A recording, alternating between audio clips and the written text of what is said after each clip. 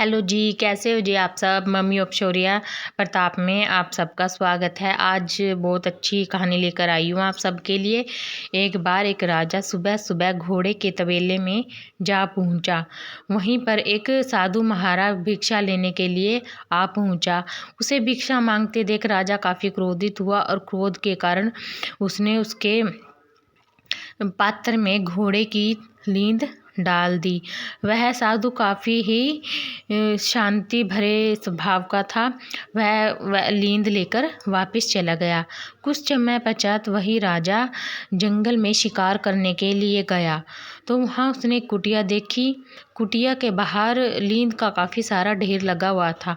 वह काफ़ी जनित हुआ। कुछ देर बाद वह उस कुटिया के अंदर गया और उसने साधु महाराज से पूछा, साधु महाराज जी, यह यहाँ पर ना तो घोड़ा है ना घोड़े का तबेला है, तो इतनी सारी लीद कहाँ से आई। तो साधु महाराज प्रेम पूर्वक बोले, एक बार एक राजा ने मुझे भिक्षा में यह घोड़े की लीद दी थी और समय आने पर यह लीद उसको ही खानी पड़ेगी। यह बात सुनकर राजा को सारी घटना याद आ जाती है। तो वह कहता है कि उसने तो थोड़ी सी ही लीद दी थी, ये इतनी सारी कैसे बढ़ गई। तो साधु महाराज कहते हैं कि जब हम किसी को कुछ देते हैं तो वह अधिक मात्रा में बढ़कर ही हमें मिलता है। तो वह जो राजा होता है ना, काफ़ी परेशान होता है और साधु महाराज से ना माफ़ी मांगता है। उसके पैरों में गिर जाता है कि महाराज मुझे माफ़ कर दीजिए, मुझसे गलती हो गई। आप इसका प्रायश्चित करने का कोई उपाय मुझे बता दीजिए। तो साधु महाराज कहते हैं कि तुम ऐसा कार्य करो कि जो गलत ना हो और लोगों को दिखने में लगे कि तुम गलत कर रहे हो, तो धीरे धीरे यह लीद कम हो जाएगी और जो तुम्हारा पाप है उन सभी लोगों में बट जाएगा। कहने का मतलब यह है, अगर भाई जैसे हम किसी की बुराई करते हैं ना, जैसे काफ़ी सारे लोग किसी की बुराई करते हैं, जो उसका पाप होता है ना वो उन सभी लोगों में बढ़ जाता है। इसीलिए कहते हैं कि हमें किसी की ना बुराई नहीं करनी चाहिए।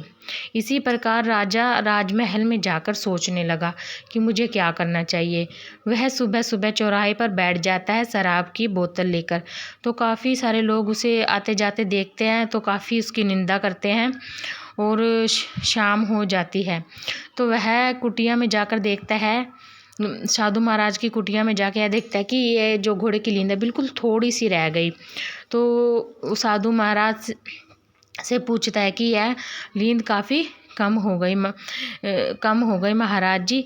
साधु महाराज ने कहा, तुम्हारे जो पाप थे ना उन सभी लोगों में ना बट गए।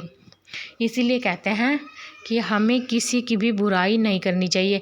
अब जैसे राजा की ना उन सब लोगों ने बुराई की थी, इसी प्रकार उसके जो भी उसने पाप किया था ना सभी लोगों में बट गया, तो उसका थोड़ा सा ही हिस्सा रह गया पाप का। इसीलिए कहते हैं कि हमें ना किसी की बुराई नहीं करना चाहिए। लोग गलत तो दूसरा करता है लेकिन वो पाप भी हमारे हिस्से में आ जाता है। अगर आप सबको मेरी कहानी थोड़ी सी भी पसंद आई हो तो सब्सक्राइब करना, शेयर करना, अच्छे अच्छे कमेंट करना। धन्यवाद जी।